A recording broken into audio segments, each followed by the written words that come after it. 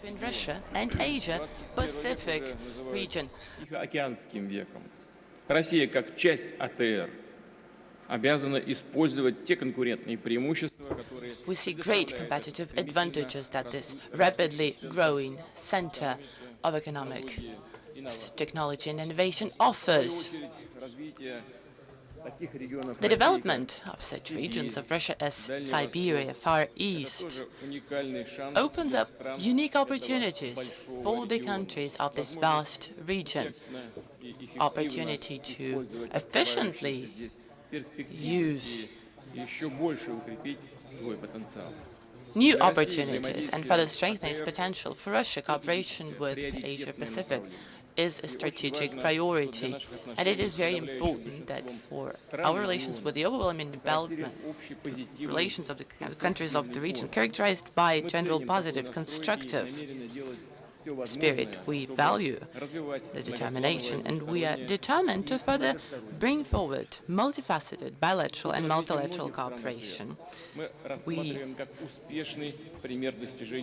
think that the experience of many of the Asia-Pacific countries serves as a good example in terms of building competitiveness.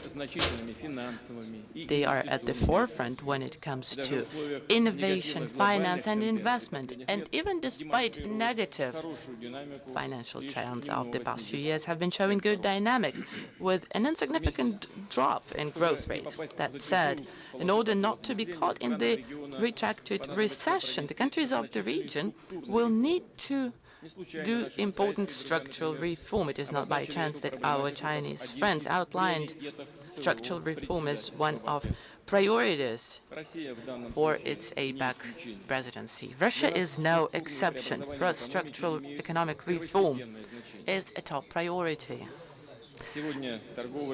Today, trade with Asia-Pacific accounts for over 1/4 of all trade volume of Russia and its foreign partners, and we're planning to grow this share to 40%. And we're making specific steps to expand the geography of our exports to increase a share of manufactured and high-tech goods in the trade volume. In the future, we are planning to create a network of accelerated growth rates treasuries with preferential tax treatment and facilitated administrative procedures. Companies that will be located there will be mostly producing manufactured goods that will mostly be sold in the Asia-Pacific region. I would like to use the occasion to invite you, ladies and gentlemen, to use opportunities that are opening up and locate your production in the Far East of Russia. Let me reiterate, we'll do our utmost to create best conducive environment for your work. As compared with 2009, the volume of direct investment from Asia-Pacific to Russia doubled, amounting at the moment almost $9 billion. The volume of Russia investments in Asia-Pacific region is smaller, a little under $1 billion as a result of past year, but we're planning to deal with this disbalance. We hope that the creation of the National Coordinating Center to develop economic cooperation with Asia-Pacific countries will allow to launch new projects, which Russia will be party. For us, one of the key partners in the region is China. As part of cooperation with China, we're planning to more actively use national currencies for bilateral settlement. First, transactions with settlement is done in rubles and RMB are taking place as we speak. And we're planning to grow our cooperation in energy. Our experts are currently looking at the opportunities. Russian-Chinese Intergovernmental Commission on Investment Cooperation is operational. Its priority task is implementing investment projects not in energy sector, and this project should be implemented on the principles of mutually beneficial cooperation. Similar format, develop dialogue and practical interaction in investment, will be launched with other partners. Economic integration is moving to the forefront of the APEC agenda. We believe that the most important achievement of the Chinese presidency is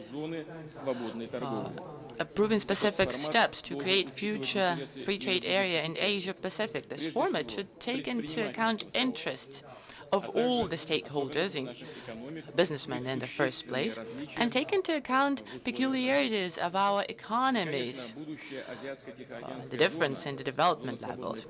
Future Asia-Pacific Free Trade Area will have to interact with other major regional integration unions. In that respect, let me remind you that as of January 1st, 2015, Eurasian Economic Union will become operational. It consists of Russia, Belarus, Kazakhstan, and Armenia. That's in the process of accession at the moment. We're seeing a new high-capacity regional market emerging based on WTO rules with unified rules, free from barriers impeding free flow of capital, goods, or labor. It opens up great opportunities for cooperation, for technological exchange and investment. One of the strategic goals of the Union is to participate very actively in the integration processes that are underway in the Asia-Pacific region, and I'm sure many of our Asia-Pacific colleagues will be interested in such cooperation. The Union is already negotiating free trade area with Vietnam. We are open for such specific dialogue with other economies of the region. Ladies and gentlemen, the CEO Summit brought together captains of industries from the region. Some already have experience working in Russia. Others are just looking into opportunities. Therefore, let me touch upon subjects that are traditionally of concern for investors. Long-term priorities for our country's development remains unchanged. Macroeconomic situation in Russia remains stable. It is one of our big achievements, something we value and treasure. We'll be pursuing balanced and very cautious fiscal policy. Public debt will not be growing. We're planning to limit it to a safe level where we can control it, under 15% of GDP, that is. We know that today our national currency is experiencing serious fluctuation. That said, financial authorities are taking the necessary step. CBR continues targeting inflation, will continue doing so in the future. Central Bank of Russia